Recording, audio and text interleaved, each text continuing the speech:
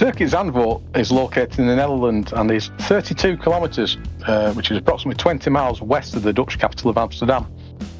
This 4.25 kilometre circuit boasts 14 corners and one main straight, which is the start and finish and pit straight. Most of the 14 corners are joined by fast sweeping curves which are demanding in themselves. Satisfaction is achieved when you get them right, and disappointing is soon realised when you get them wrong. This challenging circuit has a real-life GT4 lap record of 1 minute 43.704, set by Bastien Bus in a Porsche 718 Cayman GT4 Club Sport on the 27th of September 2020 during the 2020 GT4 European Series. At the time of research for this event, our fastest driver, Sander Vale, has set a time of 1 minute 43.815. Strangely enough, in a Porsche 718 Cayman 2, which is just 0.1 of a second slower than the real-life lap record. Good evening, ladies and gentlemen, and welcome to round 4 of the first GT4 season hosted by Simsport Racing International here at Zandvoort, where tonight we will be live for a 60-minute race with no mandatory pit stop, so it'll be from lights out to checker flag, all-out action. I'm Chris Hill, and I will be your host for this evening, and I'm delighted to be joined by Simsport Racing International's ambassador, Sam Pearce. Good evening, Sam. Good evening, Chris. Sam, both you and I were racing in this series, but I had to leave because I was having issues with my PC, which was causing problems when racing. But you left after listening to one of the previous streams I hosted, and you took pity on me and thought that it would be better if some professionalism were brought to the broadcast. What are you looking forward to seeing tonight? I am actually really looking forward to seeing some good, clean, fast racing around Zandvoort. I've not raced here competitively before, so very interesting to see how it's all going to play out, especially with the tight times that we've had in the practice server over the past fortnight. You mentioned Sander Vale topping then that list, but quite interestingly, 1st to 8th position are only split by less than a second, so it's going to be really, really close, I think. Do you miss? Sorry, obviously you've done that bit of research, which is great. I'm struggling for words because I didn't. Do you miss the racing? Do I miss the racing? Yes. Do I miss GT4s?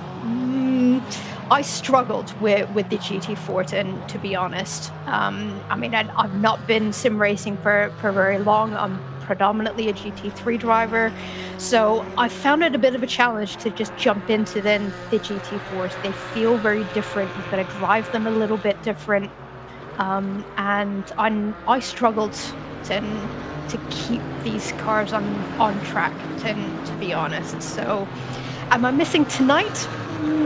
Not quite so much. Am I missing racing in general? Yeah, a little bit. Are you teamed up in the 2.4 event that's going to happen on Friday? No, I'm not. I'm going to be very, very happily watching and cheering on one of my good friends, Lulu, and her teammate Alex Barside. I'm going to be cheering them on from the sidelines. Take the mickey out of you there and say they're that good a friend you can't remember what they're called. But I won't. That's just cruel. You just kind of threw it out there. It caught me off guard a little bit. I do apologise. So let's have a look at where we've been and where we're going to in this championship. If we have a look at the world map.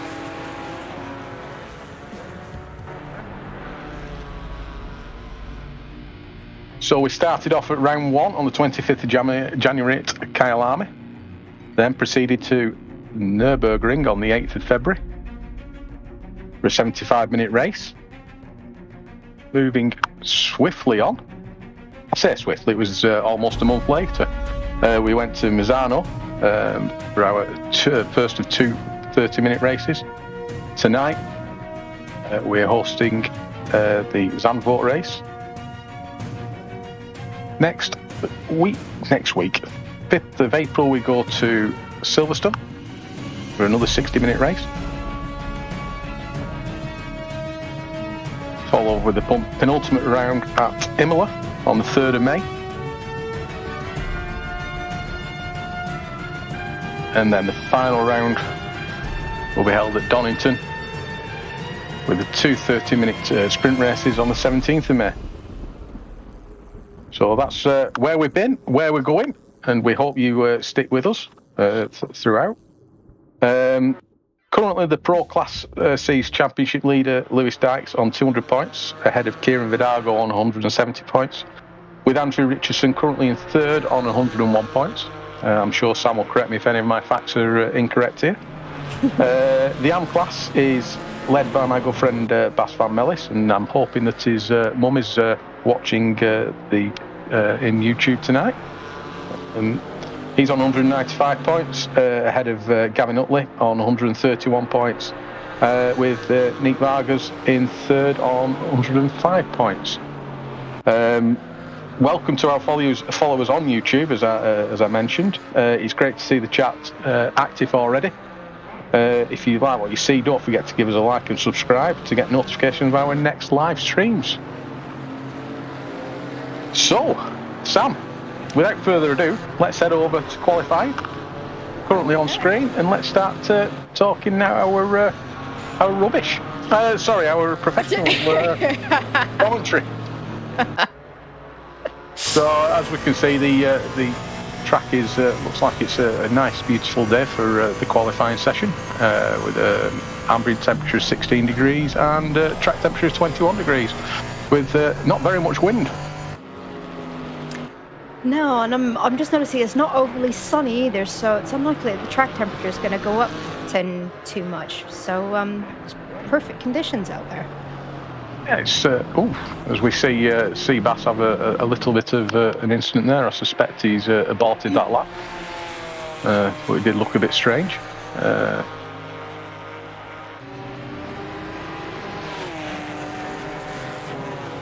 Sorry, I've just thrown myself. I'm trying to read something else at the same time. But that's why you bring the professionalism, Sam, because I can't multitask at all.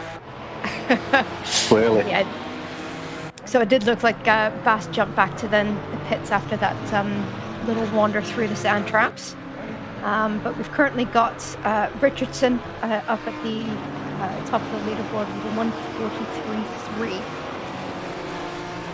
1:43.3. So he's officially set the fastest GT4 lap record now. So we'll add that to Wikipedia afterwards, shall we? Oh, definitely.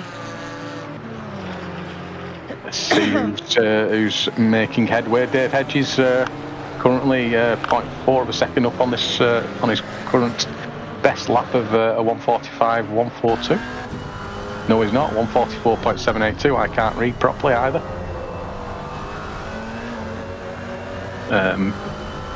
Bass's mum has just joined the YouTube chat. Hello, Bass's mum. And as we follow Dave down the start-finish straight, he's still up on his time. Not improved anyway.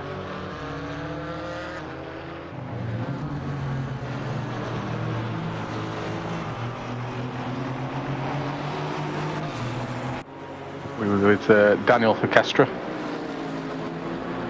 currently down in 26th place, and on this lap he's 0.3 of a second up, with his current best of a 1:47.480, so he will be wanting to improve on that. Driving in a very nice purple Aston Martin. Very pretty.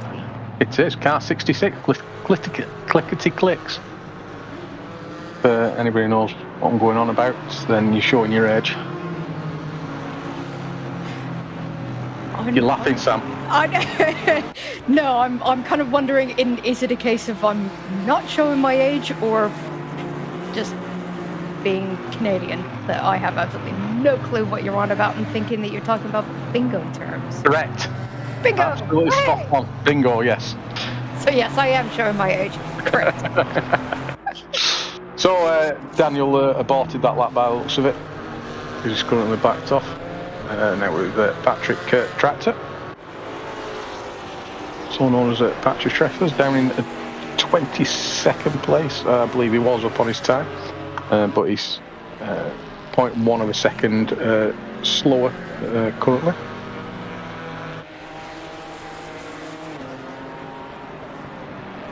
So I've just noticed in the YouTube chat, Nathan's been asking, is anyone brave enough to run the Maserati? And I think we have 2 Maseratis. Regan Mitchell is running the Maserati, and I did see another one. Are there 2 people foolish enough to do that, surely?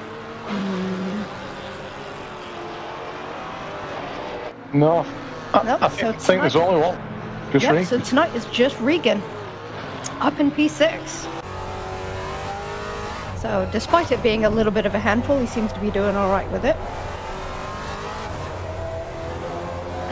And the Maserati doesn't, if I recall, doesn't have any traction control or ABS, but I can stand here to be corrected even though I'm sat down. I think that is the case if I remember correctly, and yeah, I definitely would not want to give it a go with no racing aids. I did drive it, and although I found it a handful, I thought the sound of it was absolutely beautiful. It's one of the nicest sounding cars within this platform.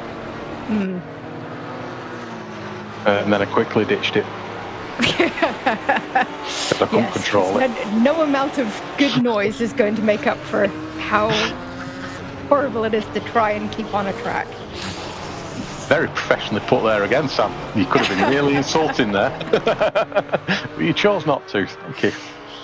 Well, I do try to be nice. So Adam Izalovic here is half a second up on his previous time at 1:44.9. And he has improved to 6th position with a 1:44.327. And a very colourful Audi at that. Yeah, I was just about to say something similar. It was similar even. There's quite a lot of features on that car that be interesting to see. A lot going on.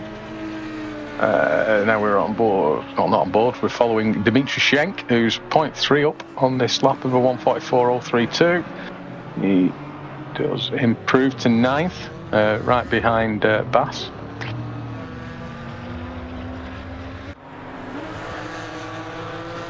Patrick Wants now, currently in 12th place. What's he doing? He's 0.2 up on this lap. 0.2, Sam will push him up to 10th, I believe, at the moment. Although 10th position is currently 0.3 of a second up. This is going to be interesting, isn't it? Trying to keep a track of this. Yeah. With 3.5 minutes to go, I think a lot's still going to change, and the majority of the front runners are still on track putting in laps. Still Andrew Richardson leads the pack with a 1:43.352. Patrick's lost a few tenths of a second as he's going through around the course.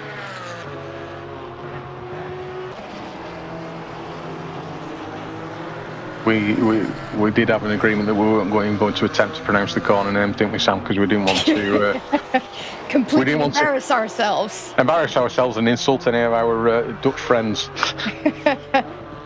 Yeah, nobody wants to hear that. No.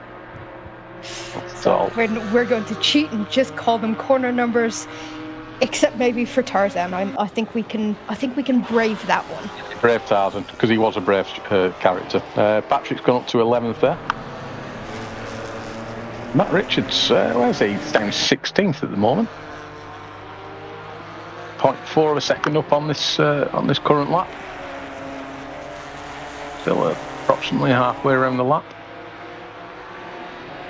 He's not even that, is he? Oh yeah, I'm watching the wrong car on the track map. He jumps up to 10th. Oh dear. I'm going back to bed. Sam, it's all yours. Okay. And I've just seen that Regan Mitchell is 2/10 up on his time as well. So that will improve him quite a bit, won't it? A good couple of places, yeah.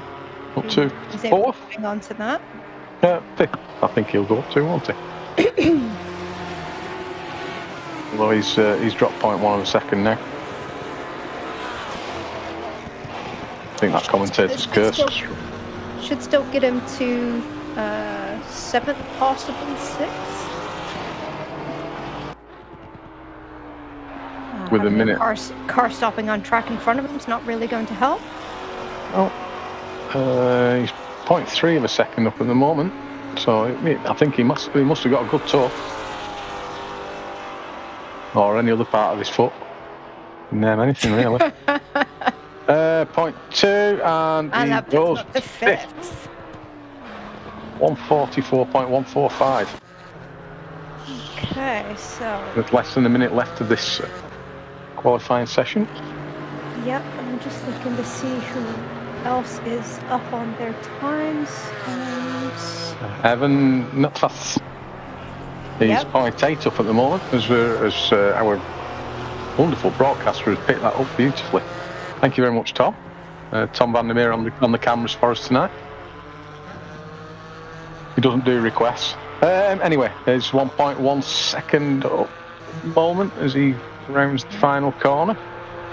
So that should put him up to around P18. Let's see. Oh, 16th. 16th. Nice. With a 1.4972. Well done, Evan. 5 seconds ticking away of this qualifying session for tonight's 60-minute race. Remind you that when the 60-minute race starts, there is no mandatory stop for tonight. So lights to flag racing. Really struggling to get my words out tonight, Sam. Too much drinking. It's only water, I swear. It might look like water, but it's definitely only water. Yeah, with the fact that there's no pit stop tonight, it is going to make tyre management, I think, play a factor towards the end of this race. You know, as we were saying, sometimes these GT4s can be a little bit difficult to keep in a straight line. So, keeping tyres. Regan jumps up to third there whilst you were talking, Sam. Sorry to interrupt you. No, that's all right. I was just going to be waffling, so that's perfectly fine. No, you carry on waffling. It's great waffle. Much better than what I've got. Yeah, I was saying about tyre management, because there's no mandatory pit stop, and GT4s are notorious for not having a whole load of grip. It is going to be interesting to see who can take care of their tyres through to the end, because it could be whoever has the best tyres or tyre management is going to be in a good position in the final few laps. With 5 minutes to the race start, shall we run through the grid, Sam? Oh, shall we wait? Shall we wait a minute or so? I think we'll wait a minute or so rather than just jump straight into the grid. Okay. Don't want to give all the listeners all the cookies at once, do we? I know we have no idea what I'm saying anymore.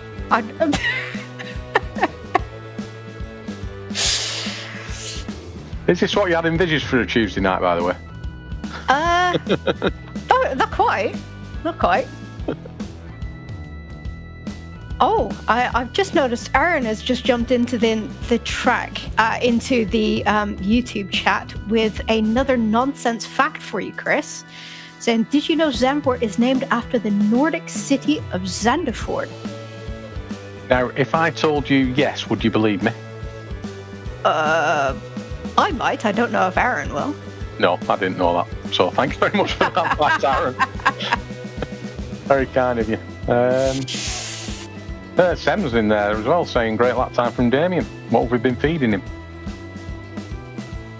Yeah, he's up in 4th position there. Yeah. Unfortunately, I can't see what time he did now. But to get up to 4th, it's he obviously went faster than 5th place, but not quite as quick as 3rd place. Oh, your powers of deduction are brilliant, Chris. I know, Sherlock Holmes is bricking himself into. Yeah.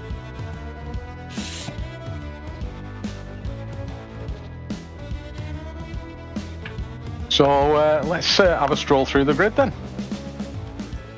You want to do left-hand side, I do right-hand side, or just wanted to do it, Sam?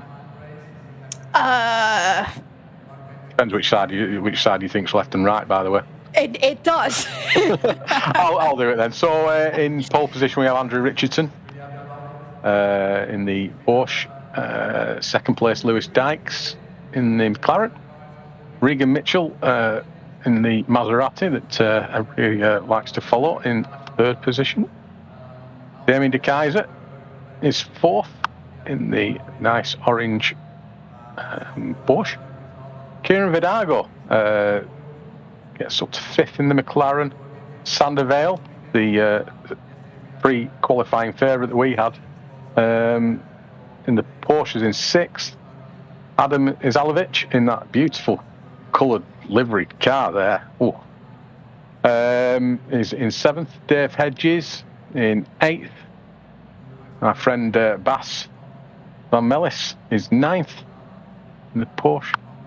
Matt Richards in the Ginetta rounds up the top 10. 11th, Dimitri Schenk in the, I think he might be one of the only Audis on it. Oh, I'm lying, there's another one there. Dimitri in the Audi. Patrick Vanst in the Pulse Motorsport Porsche 718 is in 12th. 13th, unlucky for some, Richard Pixley in the Ginetta. 14th, Nick Vargas. 15th, Mark Neutlings, who will crucify me for getting his name wrong yet again, in the Porsche. 16th is Evan Natfas.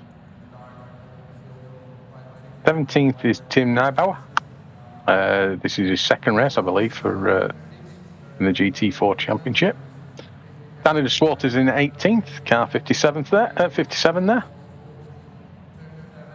Stefan Arvidsson is in 19th. 20th, Mark Cooper. 21st, Thomas Van Schaik. One of my team members, Patrick Tractor, is in 22nd in the Dynamic Motorsports car.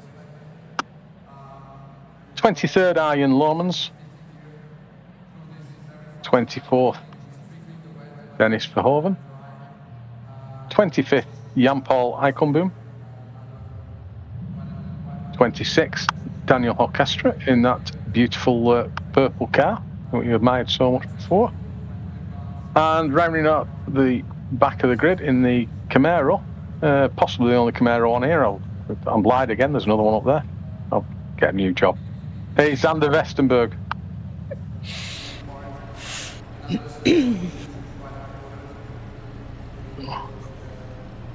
People flashing the lights for no apparent reason there. So we get ready to head off on the parade lap. Possibly trying to get on stream because they're flashing. Well, it worked last week, didn't it, in the GT3s?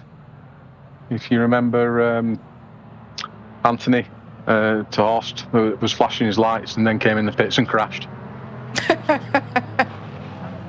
Should be really pleased that I've... You've remembered that and broadcast it to the world. Yes. Yes. Sem's picking on me in the YouTube chat there. Thanks, Sem. Ferrari strategist.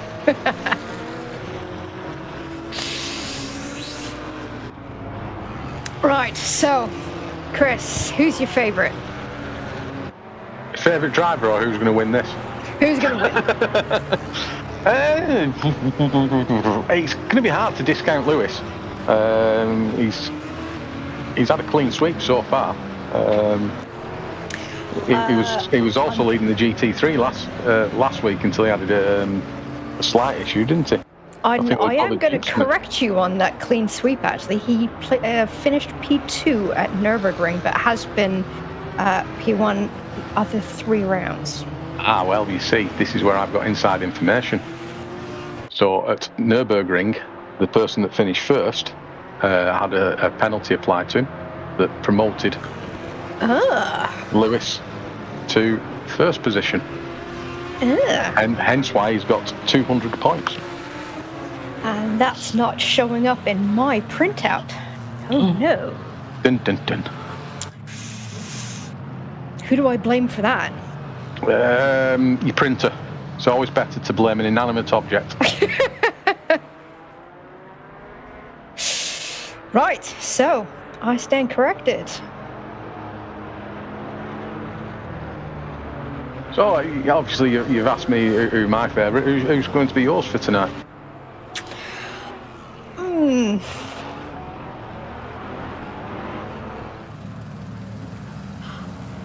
You know what? I'm going to throw it out there, and I'm going to say Andrew Richardson. Throwing a little bit of a wild card there.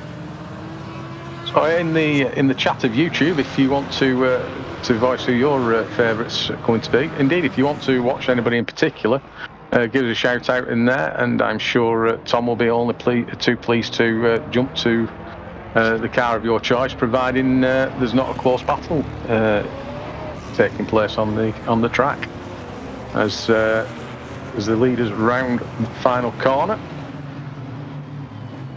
All the cars are being played the hurry up music, as I like to call it, and we approach the start of this race, and we go green, and coming down the main straight into Tarzan, the only corner that we're going to be pronouncing tonight. Andrew Richardson does keep the lead with Lewis Dykes quite close behind. Walter followed in third place by Regan Mitchell. It's all looking pretty clean so far. Yes. Almost slight touch in there as Bass tries out braking one of the SSR drivers. I assume that's Dave Hedges. And Bass wins out on that.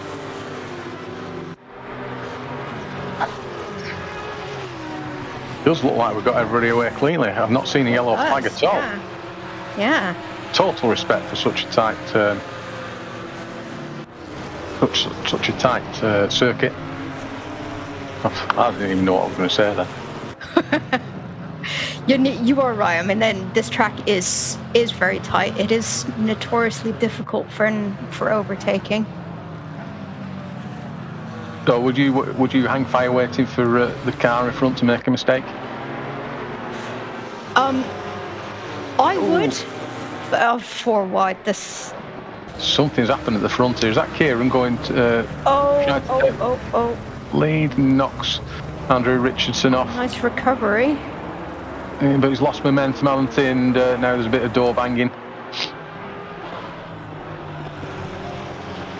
So Lewis takes the lead. If I remember correctly, it was only a few seconds ago, but I have got short-term memory problems, Frank.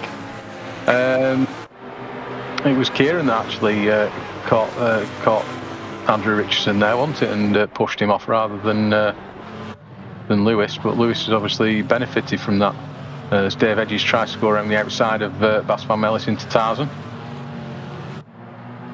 Doesn't manage to succeed with that. Again, we've got flashing lights going on for some reason. Or is it just one of those optical illusions? I wouldn't have thought it was an optical illusion. There isn't any sunlight for it to be reflecting, but... You don't know what opticals I've got in at the moment. I told you it was going to be entertaining commentating with me, didn't I? You certainly did, yes. I warned you, but I think it's more fair to say.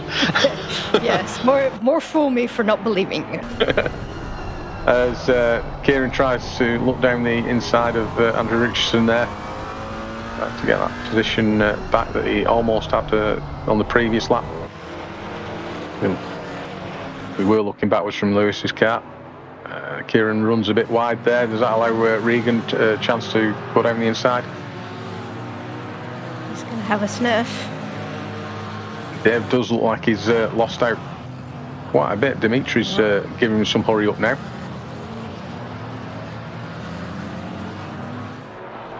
And I've got to say, for such a competitive field, it has been very, very clean and respectful racing so far. I think what you find with SSRI is, and the majority of the races are clean and respectful.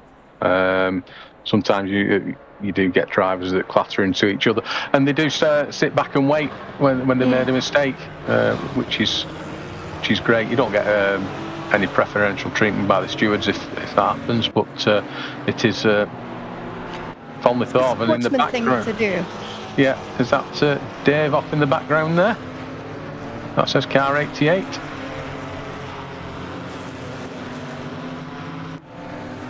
Let's pick it up. Yes, it can't be Kieran, can it? No. No, Kieran's still up in third. Must have been Dave that ran about. Yeah, so Dave must have run a bit wide there into the gravel at Tarzan.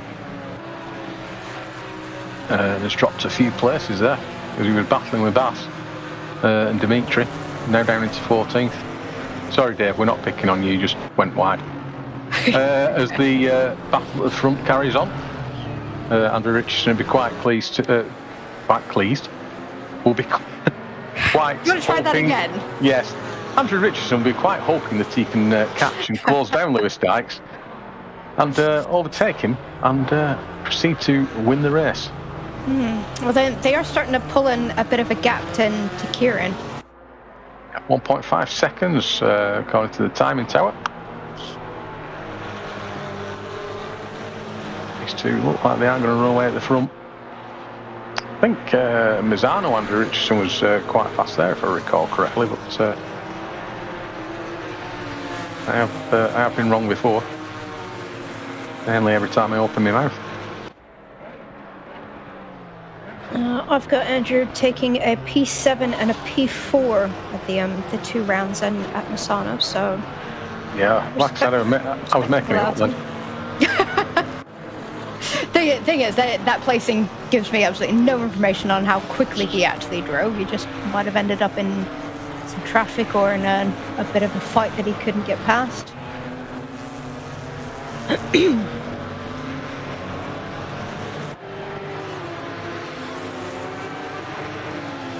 We have got a yellow flag at the back of the circuit.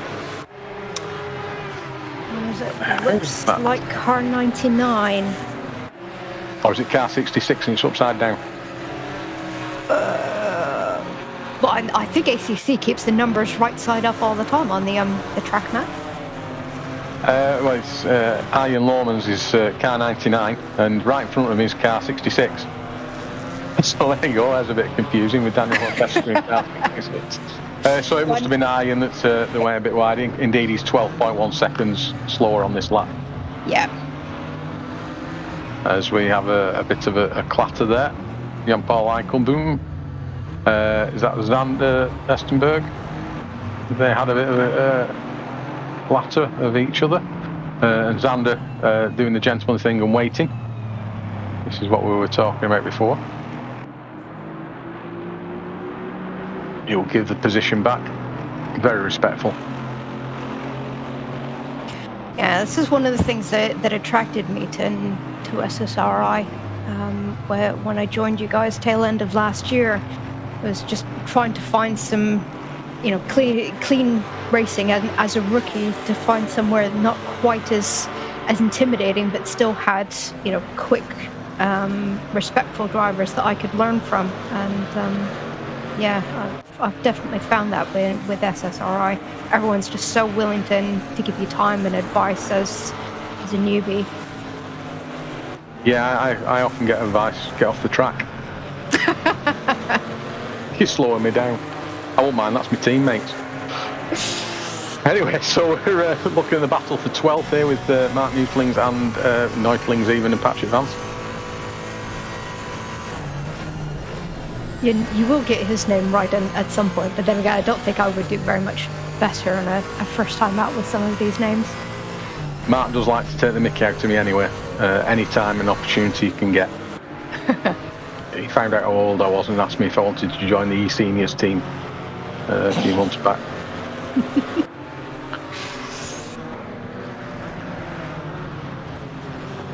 Patrick trying to get the undercut. I'm making words up, I didn't even mean undercut. Slingshot. Got paired off into the chicane. at this stage. Right behind him, Dave Hedges waiting to pounce. Right behind him is Neat Vargas. Yeah, then does seem to be forming a little bit of a train behind Nürburgrings. He's around the final corner. Will Patrick get a chance down the main straight and into Tarzan? The only corner that we're brave enough to name tonight. Gonna have a go. Oh, no, that was a little bit ambitious. Just Unfortunately, he's paid the price for it, losing, what, 4 or 5 positions.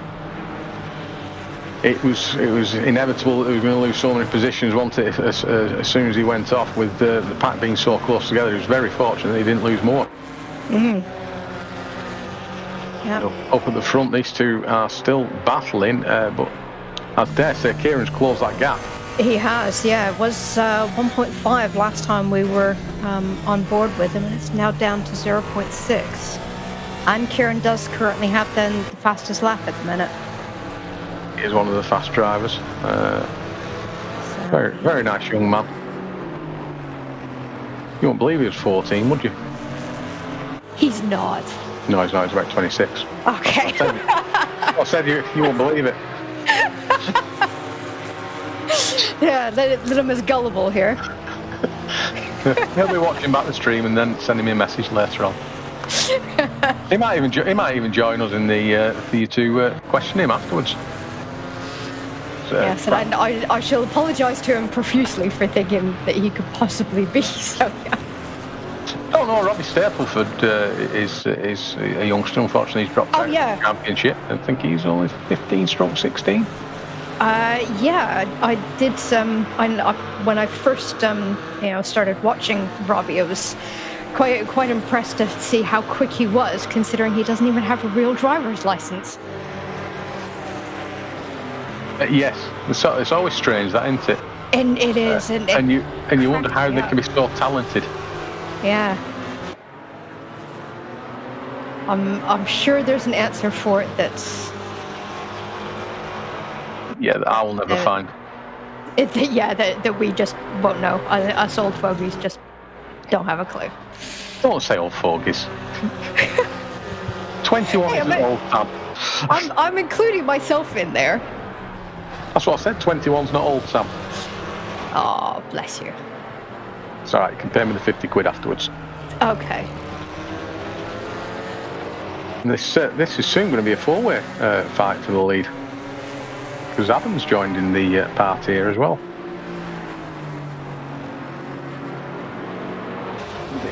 The rather beautiful sounding Maserati. Yeah. So this could get all quite interesting and up at the front, although there's still quite a gap to P5. So I think these 4 are just going to end up in a nice little fight on their own. And is Regan going to have a go at Kieran down into Tarzan? He's shaping up for it, isn't he? He's definitely having a look. I think that was a pass, was it, Thomas van Schaik? Oh, must have been Dennis Verhoeven.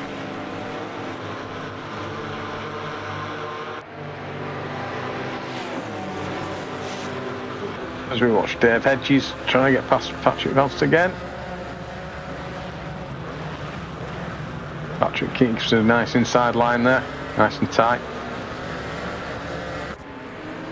And I've just noticed that Regan has just taken fastest lap away from Kieran Vidago. So he's definitely trying to catch up with this great group of 4 up at the front.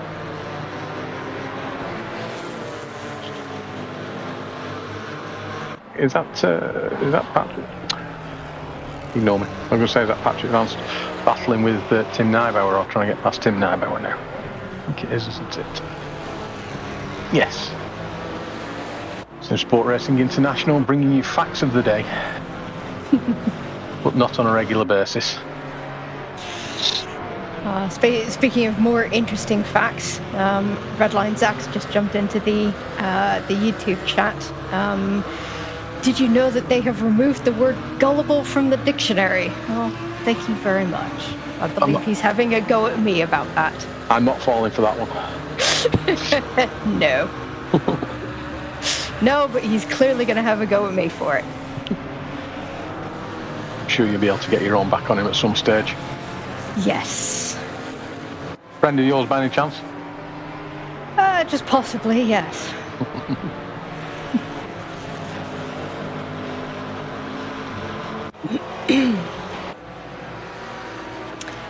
So what other close battles do we have going on?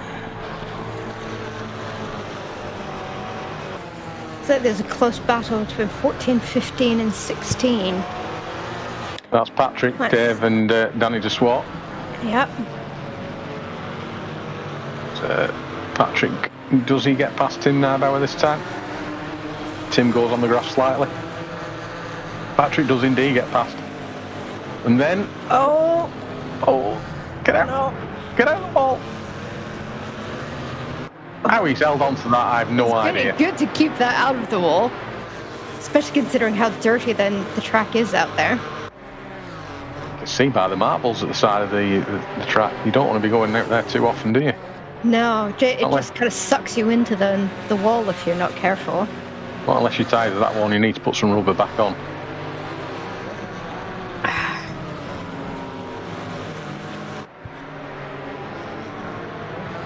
Yes, so just been pointed out to us by our fantastic pro. Oh, Patrick! Man. Just as we compliment him for staying out of the wall, he has a little half spin. Got collected by somebody, and where did he end up? Down in 23rd. Oh dear. He'll be kicking himself. Yeah, but that could have been a lot worse. And it's a heartbreaking feeling to have, a spin like that and just end up sat in the middle of the track facing the wrong way, just holding onto your steering wheel, praying that nobody's going to plow into you. He held his brakes as well, which is always a good thing. You don't want to be don't want to rolling in that situation. As Kieran is really pushing and hustling Andrew Richardson now. Yeah, but then Dykes isn't getting away despite all of the fighting that's going on behind him. No, he isn't, is he? And Regan's quite close behind as well. So he top four. Lewis Dykes, Andrew Richardson, Kieran Vidago and Regan Mitchell. All on screen, all within the same part of the track. All trying to outfox each other. So far, no positions have changed. I've probably just put the commentator's curse on it.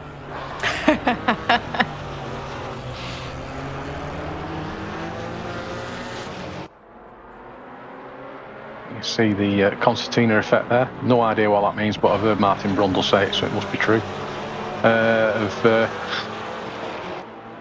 Of Lewis being able to get on the gas a lot quicker than Andrew Richardson and pulling away slightly. We go down the main straight. 42 minutes this race left yet. The weather looks like it's going to be fine as well. Yep, although the cloud cover has increased, it does look like, so it's quite possible the track temperature could drop a little bit. In fact, I think it has track temperatures down to 19. I think we started at 21, 22 degrees. Yeah, I have that similar figure in my head when you started that sentence as Andrew trying every which way he can to try and get past Lewis here.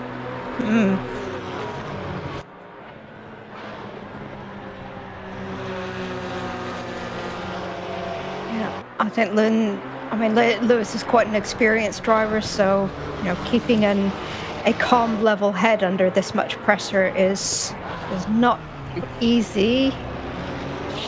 as we see a move there, and Kieran's trying to benefit from this as well. 3 into one corner.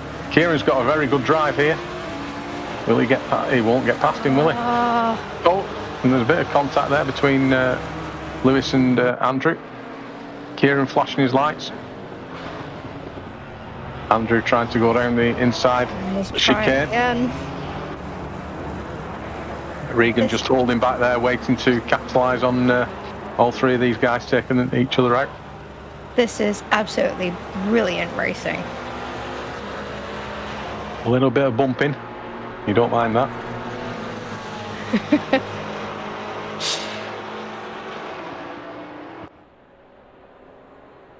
Nice little train going down this main straight. Yeah, and they have pulled out a massive gap to P5, so then these 4 are just in a league of their own tonight. They've got nearly 7 seconds gap behind them. To Adam, who's no slouch. No.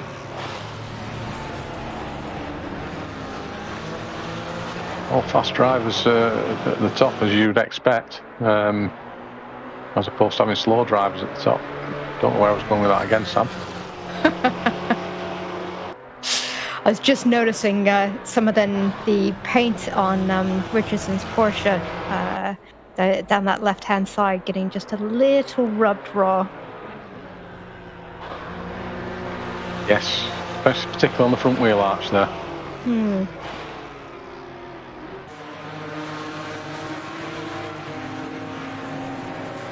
It's hard to be excited whilst we're watching this, isn't it?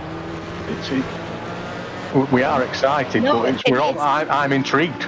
It's more, just bated breath, just in, what's going to happen next. As we cut to the other close battle that's happening on track at the minute, between P14, 15, and 16. It's Danny trying to get Dave Hedges, and Varga's still in the mix as well. Yeah, Patrick's still down in 23rd. Just after that little half spin. Dropped a few places. Regan still with the fastest lap.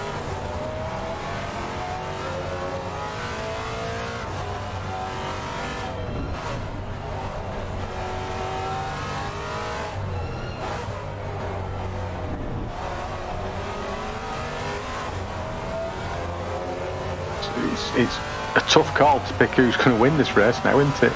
And it is, and I do think that this is going to come down to then the latter laps of then the race. I mean, when we're already 22 minutes into this race. There's been some very, very close battles.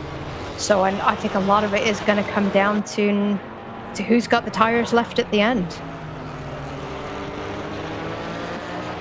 For tires left at the end, you really don't want to be in the Maserati then, do you? No, I definitely don't envy Regan. That might be just why he's just kind of sitting at the back of this train, just waiting to see who falls off, who starts then to make some mistakes, who cracks under pressure, and just snap up what he can. He doesn't seem to be pushing for positions quite as much as Richardson and Hidalgo might be. So yeah, it might be a little bit of strategy going on preserving tires, preserving fuel as well, because obviously when the other thing to consider is I would expect drivers of this caliber to have calculated their fuel right, but mistakes have been known to be made. Yes, I can name certainly one person that's made that mistake. I didn't intentionally open up for that. Yeah, it's fine. It's not me, so I'm fine with it. I think everyone has made that mistake at some point or another. Oh, Matt Richardson forces Adam Izvalovic a bit wide there. A bit questionable, that manoeuvre.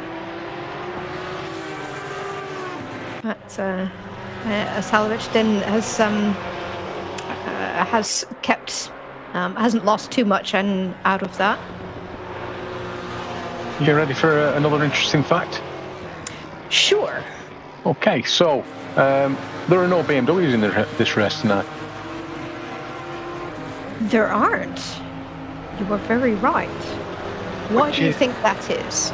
Because they didn't turn up. Racing in a BMW. I think Gavin Utley races a BMW, doesn't he? Gavin does race in the BMW, and that's, looking down my driver list, I believe is the only BMW in the grid. I think was Robbie Stapleford and was there another? Was Robbie in the BMW? Robbie was in the BMW. But he's signed out from the championship, I believe. He has, yes.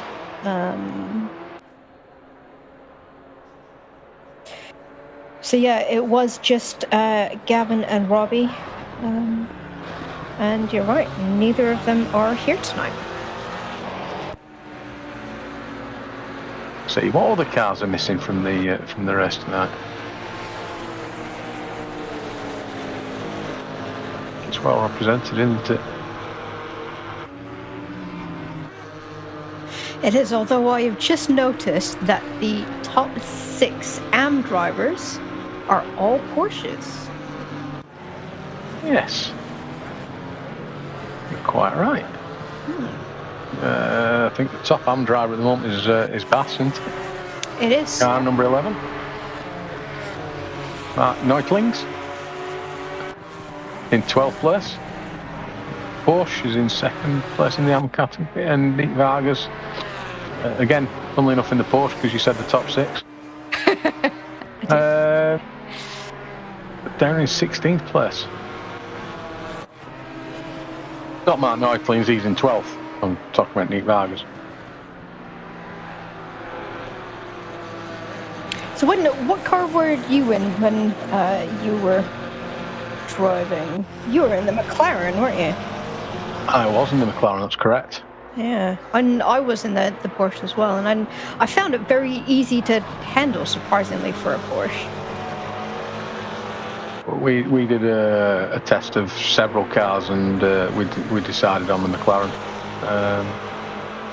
And Kieran goes wide there, gives the opportunity to Regan to take this position 3, and he does.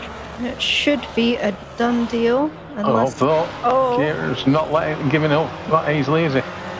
Yeah, tried to be last of the late breakers, but had to back out of it.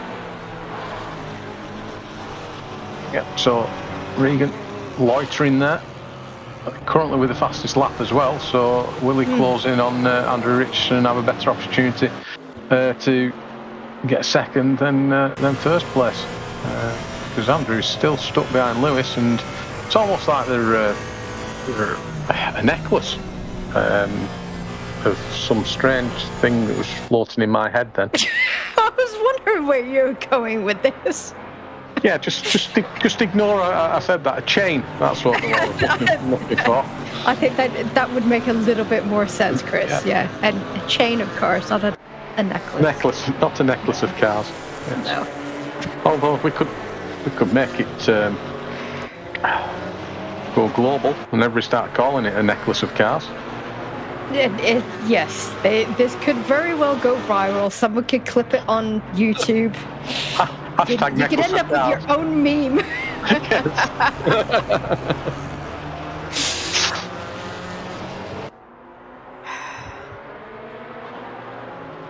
I mean, looking at this fight between Dykes and Richardson, this takes a lot of concentration to be in this close of a battle for so long, and just lap after lap not making mistakes, and it just goes to show the caliber of all 4 of these drivers. It does, and obviously to be leading the race, not running away with it. Lewis might be I'm trying to think of a polite way of putting it. I'm going to go with bricking it. Yeah, he definitely has a fight on his hands, and I certainly would not want to be in that cockpit. Yes, he's leading, but I would just be sweating buckets, stressing out of my mind. He's only one late break away from losing 2 positions, isn't he? Yeah. Kieran's dropped back very slightly. Still in contention, as Regan does join up on this battle for first. There's more chance of Regan getting past Andrew than Andrew getting past Lewis at this moment in time. Regan still with the fastest lap.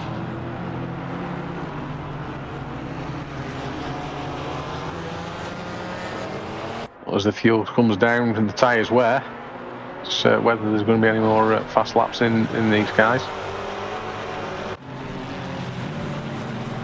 Yeah, it's an interesting balance, and it's great that the fuel goes down, there's less weight, but you don't necessarily have then the tires under you by the time that happens. So it's kind of a cruel advantage that sure you lose the weight, but you don't have the grip. We're full of facts tonight, aren't we? We are. You'd think we'd actually prepared for this and actually knew what we were talking about. Oh, let's not spread that rumour around. No. But I think people can see through us. Quash that. Yeah, absolutely. And as we come on board with Sander Vale, who was one of my drivers to watch coming into this race up in P7. To be fair, you're quite right, we are watching him. So. He's harassing Adam Asanovic a bit. Ooh, we almost had a move there for the lead of the race. Seems to have cost him a little bit of time, that. Andrew. Kieran in the background running very wide, trying to keep up with these guys. That could be a sign that his tyres have gone. Or certainly on the way out with half the race distance gone now. Yep, Jen just crossed over halfway.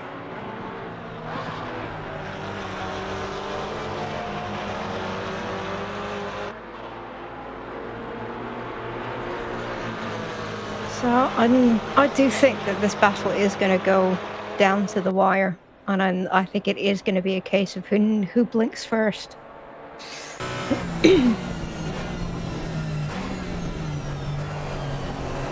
It's certainly going to be interesting talking to these guys afterwards. It will, yeah. Have you readied your questions for them?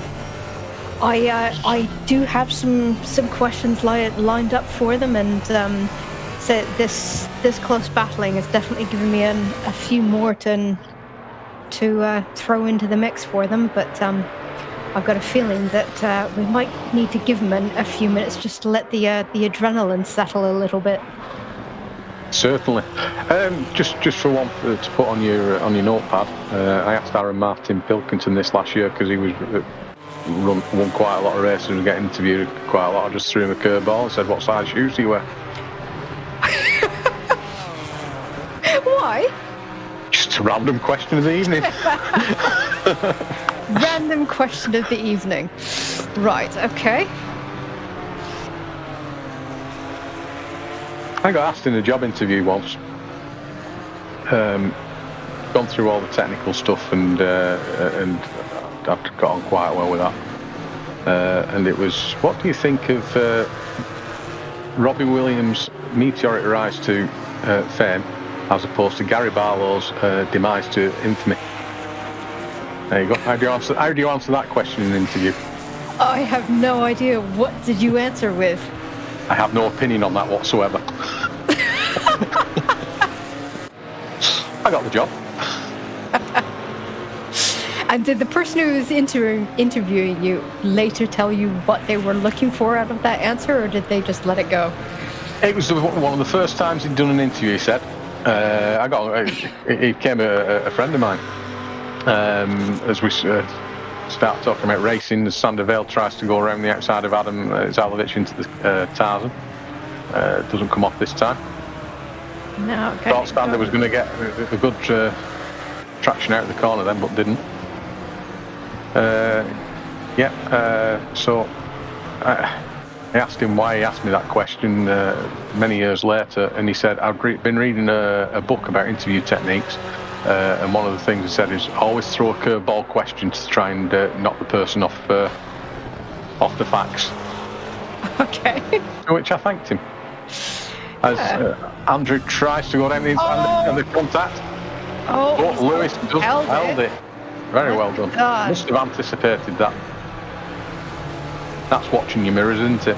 It is. And it's brought Kieran back into the battle again now, because Regan must have thought that all his Christmases had come at once there, but avoided any contact. Yeah. Kieran trying to go around the outside of him into the chicane.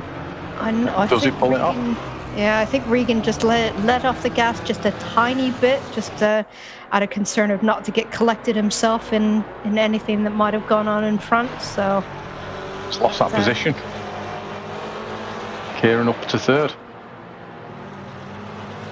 As we see what happens here. Andrew goes down the inside, catches the rear quarter of Lewis, beautifully held. Regan manages to stay out of trouble, but just does lose some pace. So we watch round two. Certainly this has split these four cars up now, hasn't it? We've now got a battle for first, and we've got a battle for third. Yeah, although I think I wouldn't be too surprised if Vidago and Mitchell do catch back up to Dyson and Richardson before then the end of the race. Kieran seems to be pulling away at this point of the lap.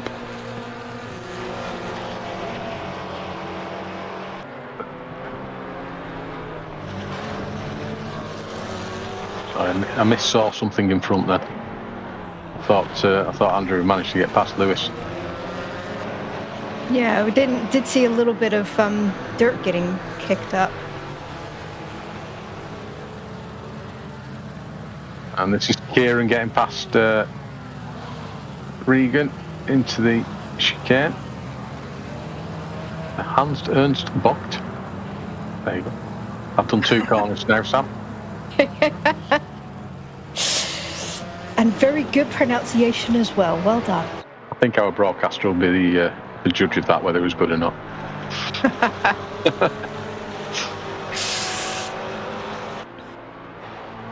I can do this corner as well, the Ari Lyondike. Thanks, Tom. Appreciate that. Do I get a gold star?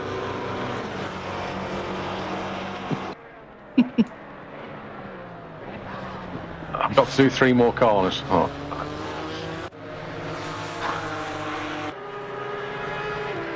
Wait, which 3 are you going to do, Chris? I don't know. Good luck, Bob.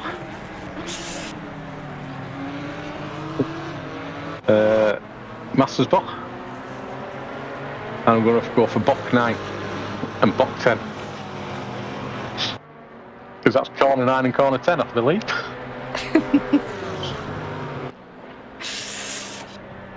I don't know what else we can say about this, Sam. It's just so close and clean. It is. Racing. Although Kieran and Mitchell, they are starting to fall back even further now. So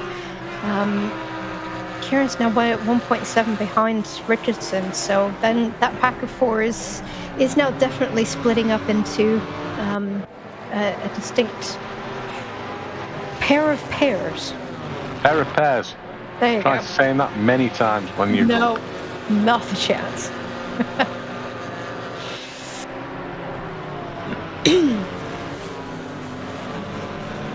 Four-way battle here for... this must be for 13th place. Yep, then 13th. So we've got Nybor, Hedges, De Swart, and Vargers in this little battle. Soon to come upon them is Patrick Tractor.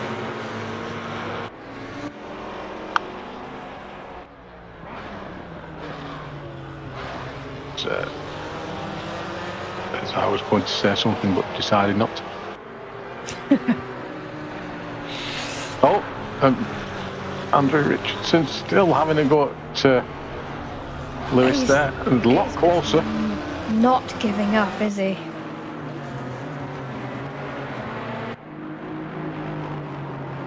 I think there's going to be a chance for him on this lap. If he can keep this close behind him into the chicane. Well, obviously, if he's this close behind him, he won't get him in the chicane. He needs to be alongside at least. No, but I mean, he's been this close, for most of the race, and even within the tow down the main straight. Lewis is just doing an excellent job of defending and keeping him at bay, keeping him level head.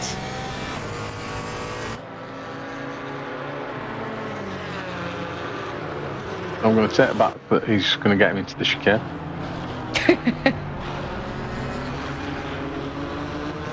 "20 minutes of this race left. Track temperature's dropped again to 18 degrees. Certainly no rain forecast for the remainder of the race. But the wind has picked up.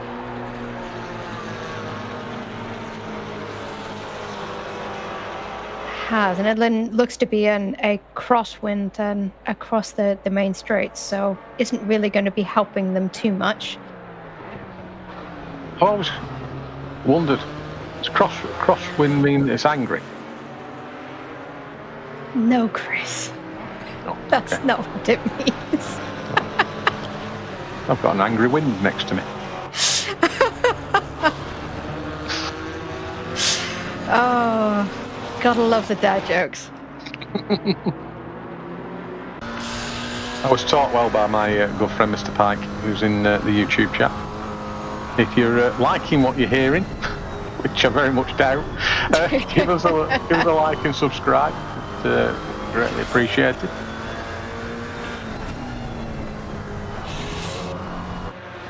Right, so while we hold our breath and see what comes of this last 18 minutes, shall we talk about the new DLC?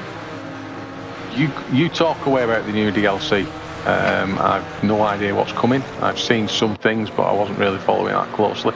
But I know you've taken some time to research it, so yeah, please do. I have done a little bit of research into this. So for those who are keeping up on the new content releases for ACC, Kunos are releasing the new Challengers Pack DLC tomorrow.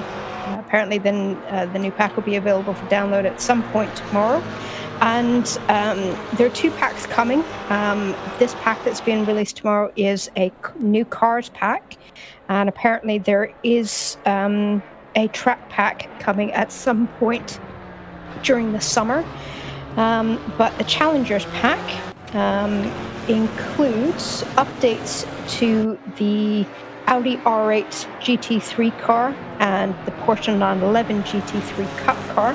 Those are updates to the existing vehicles. We've got a new Lamborghini Huracan ST Evo 2. So obviously that's going to be in the Super Trofeo part of the championship. And there's also a brand new BMW M2 CS Racing, which, from what I understand, will also be... Sam, sorry to disturb you. We just saw that I think it was Nick Vargas trying to make a move into turn one and just completely outbraked himself and went off into the gravel against Danny De Swart. I do apologise for interrupting you. No, that's perfectly fine, but it doesn't look like he's lost out too much, so well he's collected. lost to one place, hasn't he, because Patrick's now in front of him. although it doesn't show it on the timing tower just yet. There it goes. There it goes. Always deceptive, that timing tower. Yeah, wait till you cross over into the next sector before it updates. I always forget where the sector lines are. We've got Sander quite close behind Adam here. This is into the chicane. It's going to be brave too. Yeah, but it means he'll be on the inside for the beginning, and he's collected that well, but unfortunately I think he is going to lose out. Lost out to Damien De Keyser there. Yep.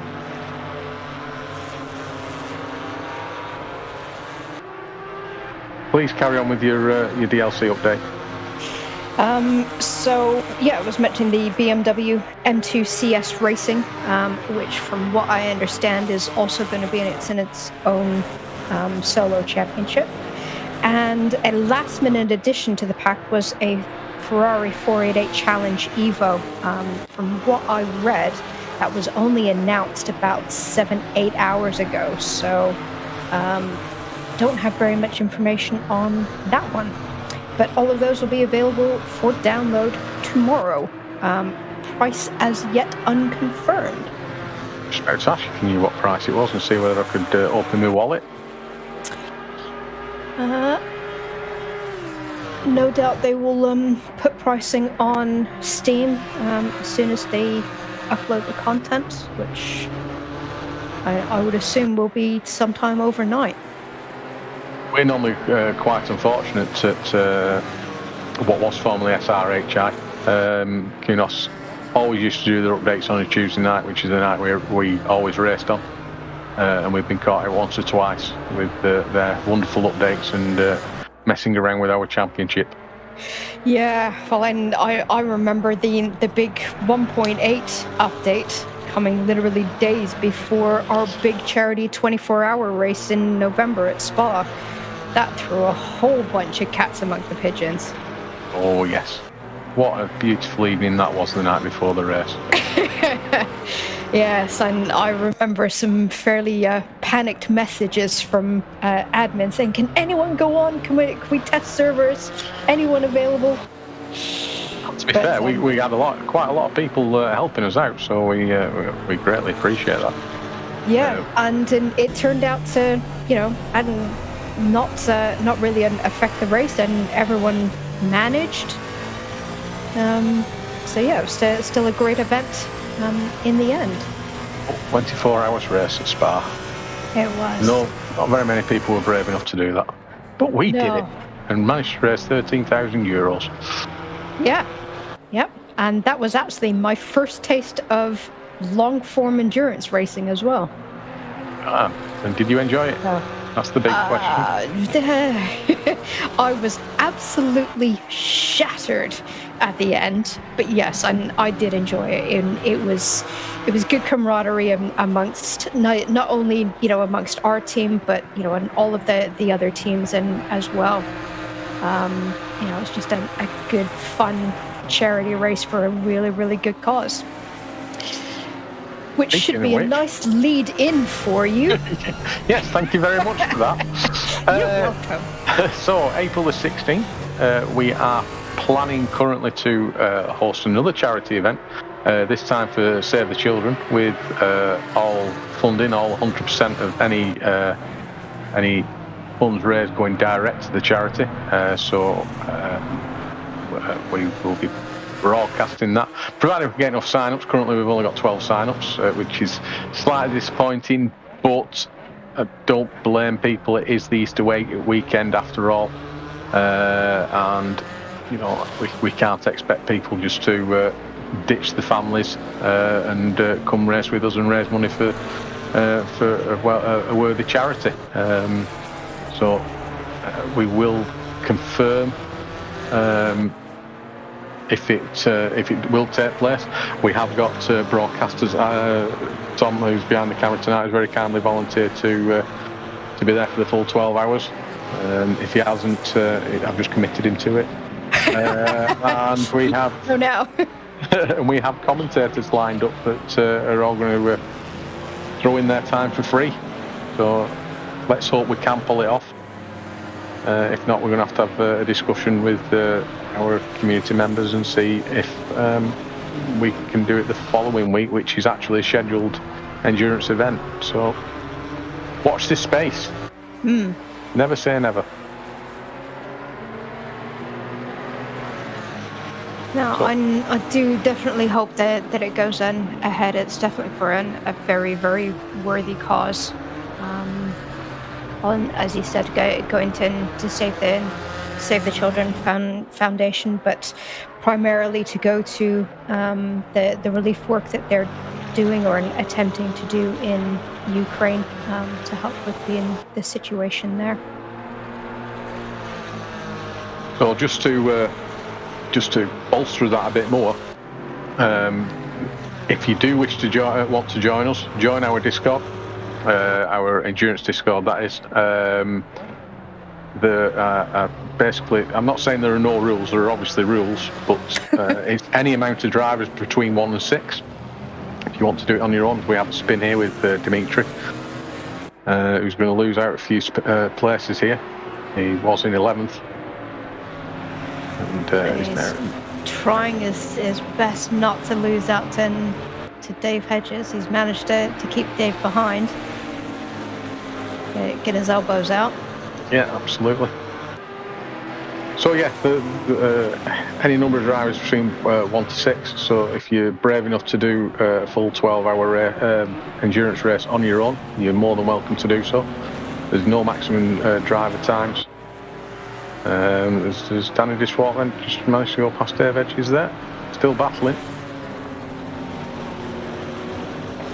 No, I think Dave's got the inside line now.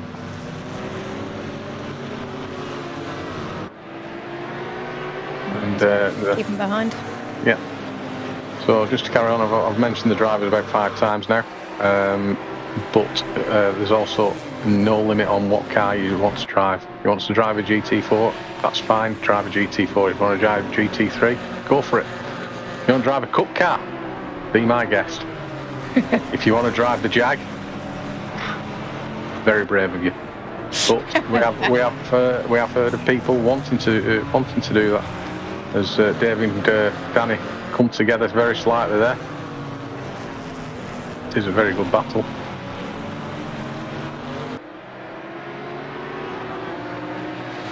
And then it is bringing Patrick Tractor into the mix as well behind them. Yes, it certainly is.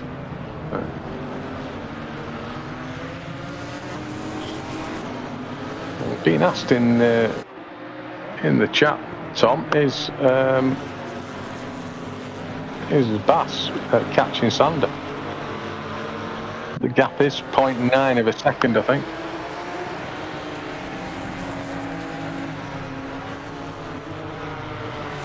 If I remember correctly, Sander, Bass and Dennis, who's asked that question, they're all teammates in the Mod 11 team.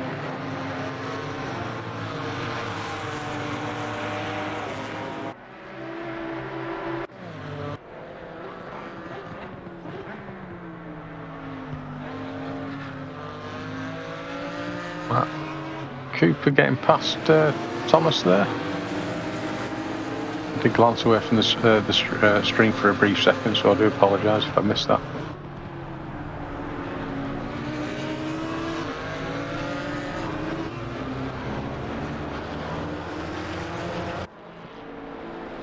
Lewis appears to have... that's probably the biggest gap we've seen between these two. It has, yeah. He's definitely got himself a little bit of breathing room, and as you can see, there's quite a gap that's now formed back to Kieran as well. Lewis there is going to come across a back marker, which is Xander Westenberg. Some stage, so it'll be interesting to see how he negotiates the back marker. Obviously, he will get blue flag treatment, as they call it. It's crucial that he catches him in the right spot, as Damien runs a bit deep into Tarzan. Let's Sandoval go past him. Now Bass will be trying to get Damien. Bass still the AM category leader. Mark Neutlings, Natelings, whatever we're going to call him from now on, in 11th place. Is also second in the AM class. There it is. Thank you very much, Tom. Nice livery, that, isn't it? I particularly like the orange wheels. We have a yellow flag. That looks like, is that Adam Zalovic? That's Vargas. Nick Vargas. Who has called it a day. Yeah, I wonder if he had a disconnect issue there, because he was third in the AM class then. It's a good chance he's had a disconnect there.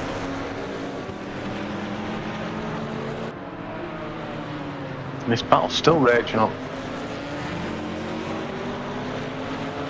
We're just hearing off Tom that he's had a bit of a spin, so let's have a look at this replay.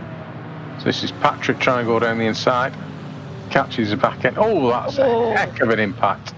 Yeah, there's no way he would have been able to drive that back to the pits. Oof. It's a good job it's not real, isn't it? I was just thinking that would cause quite a headache.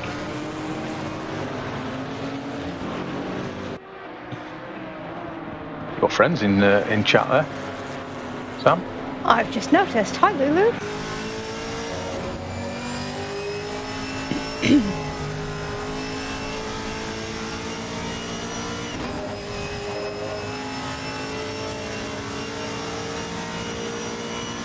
I think that McFriedlich, just correct me if I'm wrong, is that McFriedlich?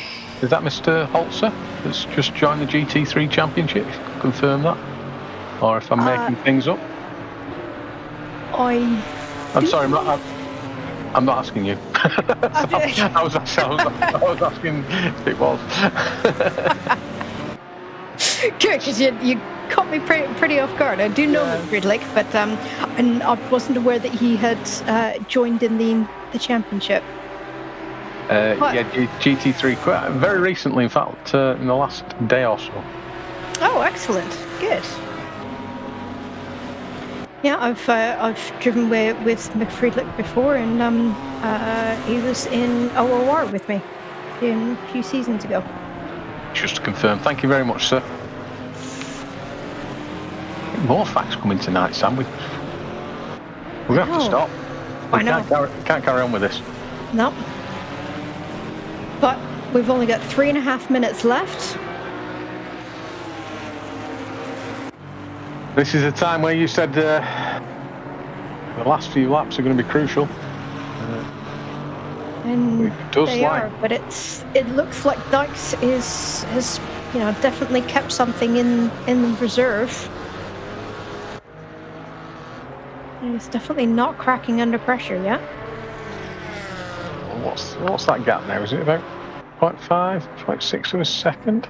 0.5, yeah.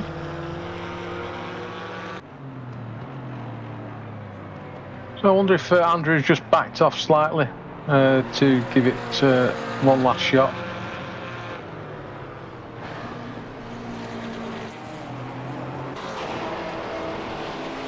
Regan's still in third. No, fourth even, sorry. His car number 3. Come on, Christopher.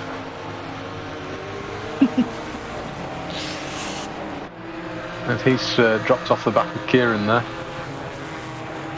Yeah, and Sander Veilston still chasing down Adam Salovic. Salovic managed to hold off in this train of 3 or 4 cars for a good number of laps now, so good drive from him. It's necklace of cars. Is it? Yeah. It's necklace of cars. We're sticking with it, are we? We're sticking with necklace, yes. We're going to stick with it. Fine. Yeah. Okay. Don't have to be mad, but it helps. Okay.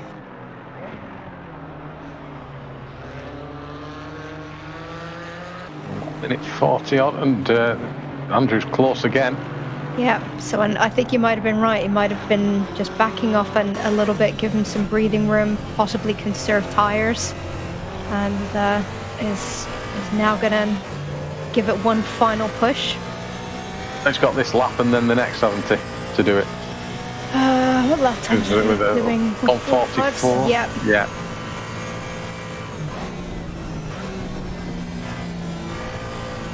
Although it might be close. This might be last lap. Because then they're still right down then the back end of the circuit.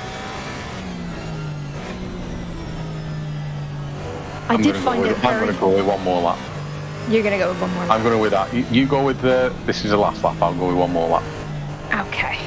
I did find it very, very helpful when Kunos introduced the lead car marker on the track map with the 1.8 update. I found that very, very helpful. Yes, because you can actually see where they are. Especially when you're starting to run a little bit lean on fuel, it's good to know where that lead car is, just so that you know just how many laps do I have to eke out. And it looks like you are going to be right. We are going to have one more round.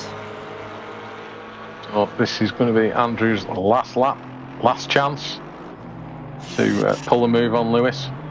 These two have been barely a second between them all evening.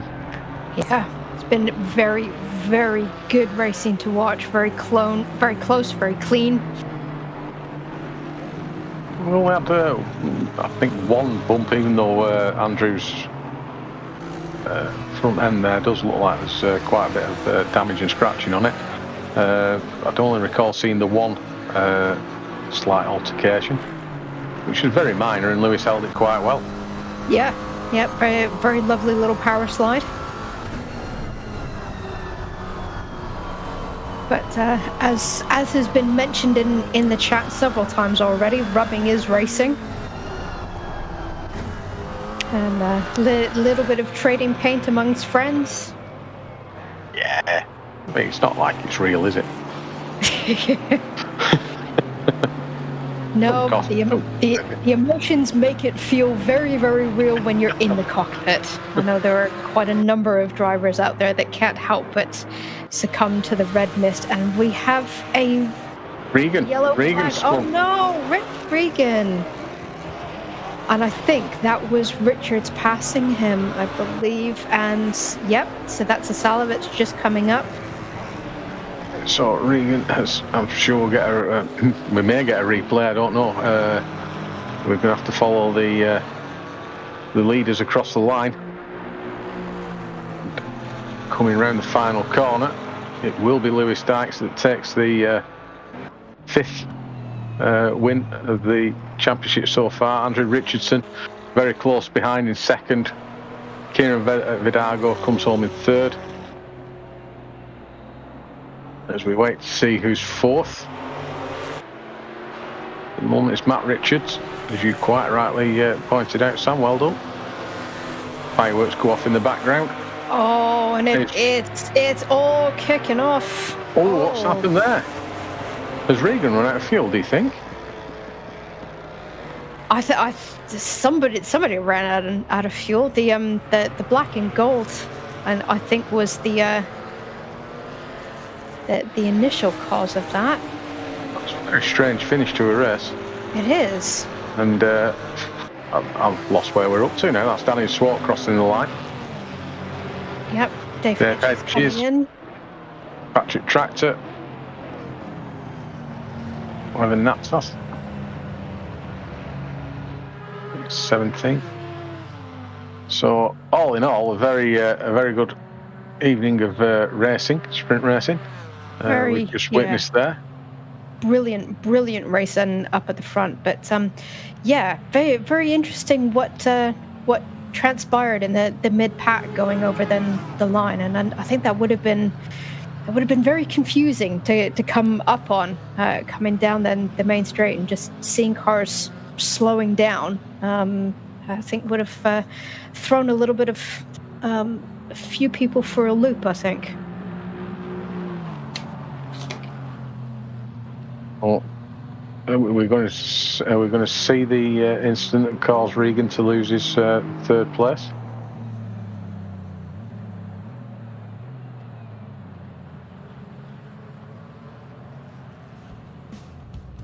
See if Tom can help us out here. I think he's searching for it in the background.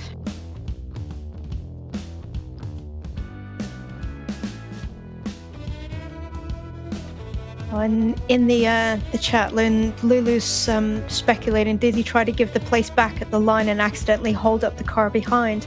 Might be. Oh, so this is Matt Richards on.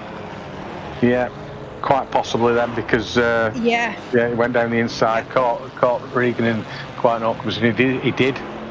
Matt did hold back there, waiting for Regan to come back. And well done, Lulu. Thank you very much. When can you come and join us in the commentary booth? And talk? you and Sam would be cracking together because you talk facts all evening. So yeah, been very well spotted, but you know, and obviously the gentlemanly thing to do, but possibly not the best place to do it. Just coming up to the line, and it possibly caused a little bit of confusion with other cars around.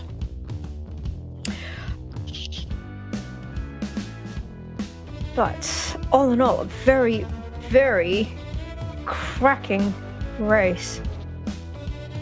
Tom's trying to find for us the what happened at the end there. Yeah, indeed. Matt does hold back. Yeah. And lets quite a few cars past in doing that. Yeah. So you guys can see it on stream now, and there was a bit of contact there with Adam and Regan as well. Very strange decision. It is. Yeah, perhaps as Tom said and Lulu's alluded to in the stream, perhaps he's trying to give the place back, but there's giving the place back and losing 6 or 7 spots. Yeah, that must be what happened there. Yeah, it did definitely cost him quite a number of places. I'm just trying to look at my timing screen here to see where he actually finished up in the end. Whilst you're doing that, I shall start dragging people in, because waiting for an interview we have. Be excited with this. We have Lewis Dykes, Andrew Richardson, Kieran Vidago, and Baz Van Mellis. Who would you like first? Or should we just drag them all in? Let's drag them all in. Let's have a group chat, shall we? Group hug. Right, okay, I shall drag Lewis in first. No one. Try that. Oh, what's going on here?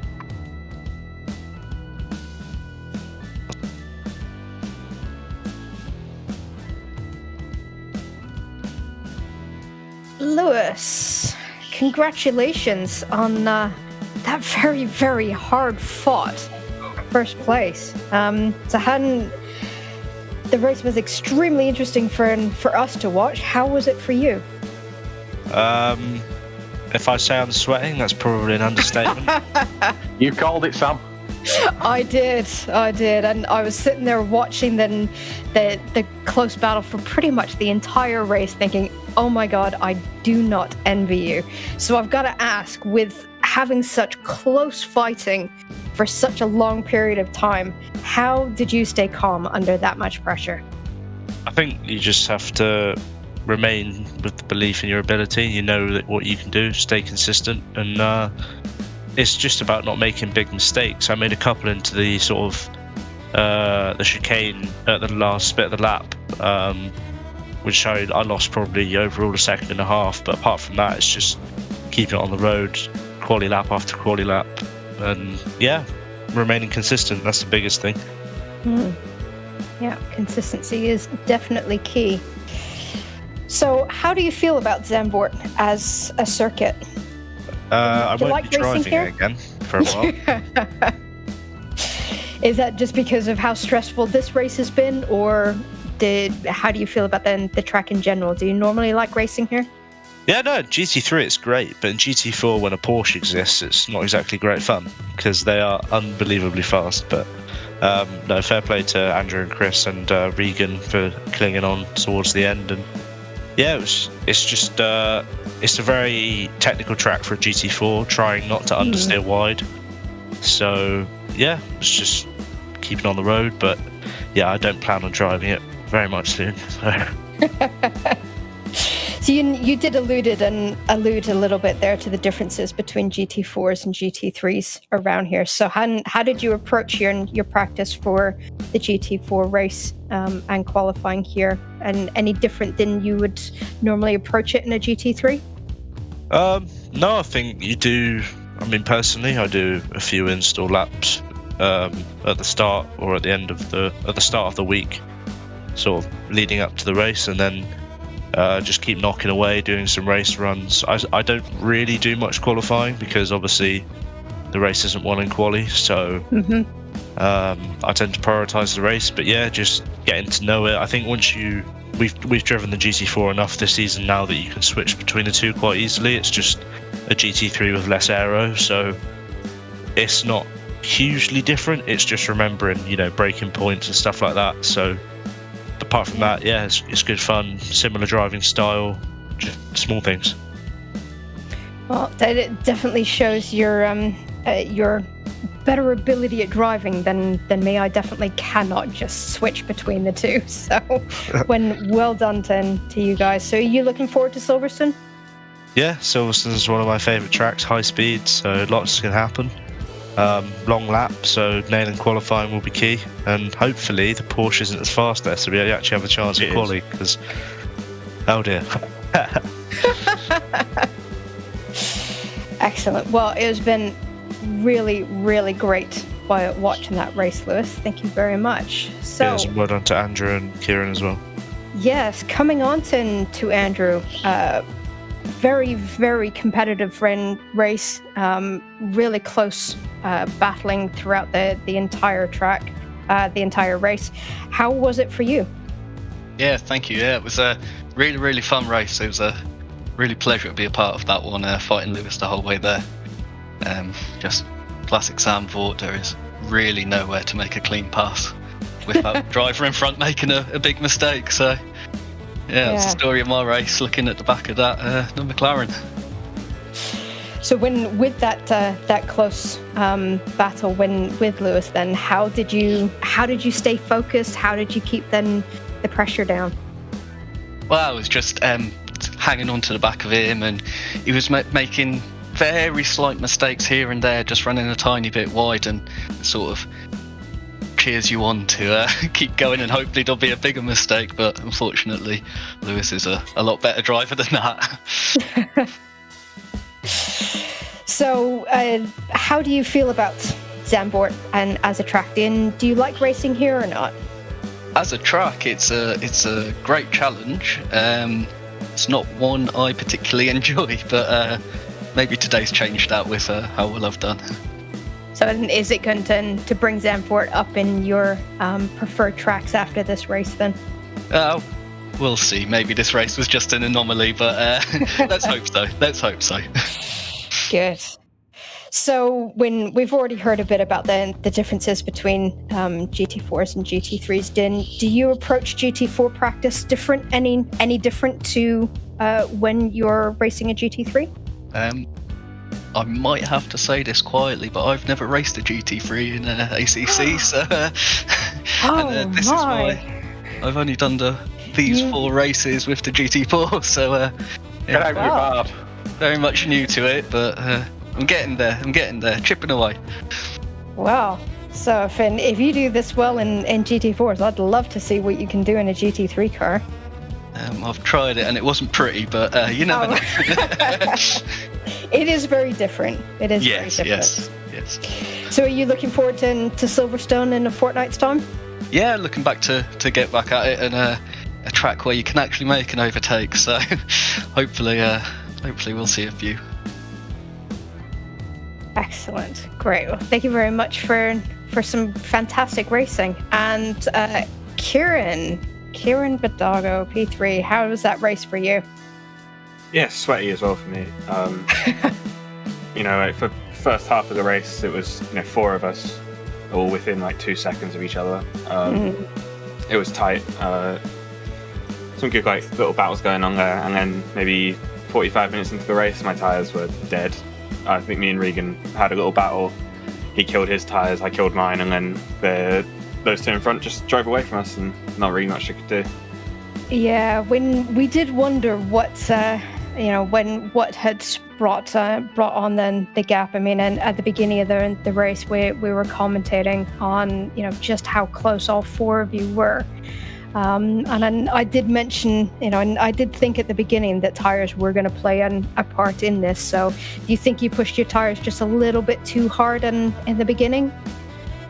It was just like a battle with Regan when we were going side by side for quite a few corners. The tires were already starting to die, and I think at that point, when you battle, you take odd lines, you push a bit harder than you expect, and I think the tires just couldn't take that. I just asked one too many things of them. Yeah. So how does Zandvoort rank on your track preferences? Do you like it here or not? Yeah, it's a fun track. Fun track to do practice laps around, for sure. Racing, a bit more difficult. You just you get a bit stuck behind people, and you have to just drive to them, wait for a mistake rather than actually make a proper overtake. But it's fun. But yeah, Silverstone next week should be a bit more fun. Yeah, we should hopefully see a lot more overtaking at Silverstone. So, and I know you like to race in the GT4. So, then do you approach GT4 differently to GT3, or is your method of practice and approaching a race the same regardless of the class? Yeah, I think regardless of the class, I will just I'll work on a race setup, try and make sure my race pace is good, and then hobby pace should just come naturally. Cool. I've just got something, if I may. Of course. Oh, hi, Chris. Hi, Kieran. Hi, Chris. You all right, mate? Yeah, I'm great. Aww. Excellent. During the broadcast, if you watch this back, Sam actually thought you were 14. I did not. You told me he was 14. Don't tell Porky Pies. That's 10 years off. Only 2 years younger than me, so. Sorry, I just had to get that in. You just had to put your 2 cents in, didn't you? Yeah. You may proceed with the rest of the interview, Sam. Now I do apologise. Right. And last but certainly not least, Bas van Mellis, our M-Class winner. How was the race for you tonight? It was an interesting race. I didn't have the pace to... I had the pace, but I didn't have the pace to overtake the number 8. And that last corner, I don't know if you guys saw it on stream, but we did. Yeah. That was a special one, that last one. I had a good exit, and I thought, well, I'm just gonna go for it and floor it and see where we go. But that was definitely an interesting one. I believe I gained 2 spots in the end, so 7th overall, first in class. Can't complain really. Yeah. So how was that? How did that look in the cockpit coming up onto that situation, coming up to then the line, being a car slowing down? Did you know what was going on when? I obviously I believe that Regan and somebody else had some contact in the last chicane, I believe. Mm-hmm. I don't know which name it is. I'm not very good with the corner names. And then they were all bunched together, and everybody was sacrificing their last corner. And well, I had a decent entry and a decent exit, so I thought, well, let's just go for it then. Yeah, you definitely did well out of it. So how does Zandvoort rank on your track preferences, especially with it being so difficult to overtake? Do you like racing here or not? Yeah, definitely. It's obviously my home track, to say so, seeing I'm Dutch. Like you say, it's difficult to overtake. There are just a few corners where you can try and do that in the first 1000 bocht, of course, and then you can try and overtake in the I believe nowadays it's called the S or something, the Renault box and the Vodafone corner. Those are also options, but they're notoriously difficult. And I had a nice battle throughout the race with Richard Pixley. He was in the Ginetta, and corner in the Ginetta is unbeatable if you compare it to the Porsche, because obviously it's a lot better on brakes. But corner exit, the Porsche has the power, and I could keep in front of him the whole race. So that was a lot of fun. Good. So then, do you race GT4s then a lot? Are you primarily GT3, or do you split quite evenly between the two? I stopped doing the GT3 Championship last year. I had the same issues that you were having. When you have to switch constantly, I don't have the skill to switch weekly. So I decided to pull back from the GT3 Championship, the Sprint Championship, and then only do GT3 in the Endurance Championship that we organize. So do you approach then the GT4 racing differently to when you're doing GT3s? Yeah, well, with GT4s you can obviously be a tad bit more cutting the corners. The car is a lot more forgiving. And I think that it's easier to find speed if you're looking at getting up to the higher ranks than with the GT3s. It's just notoriously difficult. And the championship that we've got is, the GT3 drivers are all very, very good drivers. And in GT4, I think the pack is a bit more close together. Mm-hmm. Yeah, I would agree. So are you looking forward to Silverstone in 2 weeks' time then? It's not my favorite track, but we'll try and see what we can do there and see if we can grab another podium in class. Excellent. Well, thank you very much for joining us, and thank you for some great racing. Thank you, and have a nice evening, guys. Thanks for the great broadcast, as always. Thank you very much, Bass. Cheers. You take care, my friend. And you. Bye-bye. So, Sam. So. What an interesting evening. I can't think of a better way of spending. Well, I can think of better ways of spending the evening, but I'm not going to.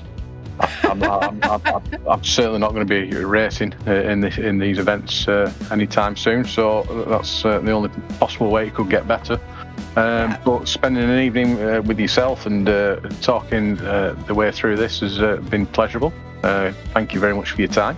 Not a problem at all. My pleasure. And it's great to be able to commentate and share my limited knowledge and just fun of watching racing. And they've definitely had some great racing to watch tonight. So hats off to everyone competing tonight. It's been really, really good, clean, fascinating racing. Well, thank you very much for joining me. So I think we'll just round out the broadcast now. So the end of the round 4 sees Lewis Dykes win his 5th race of the season, but was pressured all the way by Andrew Richardson.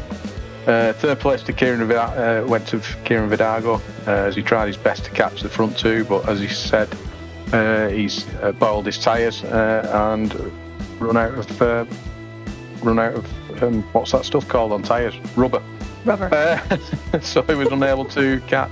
1st place in the amateur class went to Bas van Mellis, who we've just heard from, and that means he increases his lead in the championship.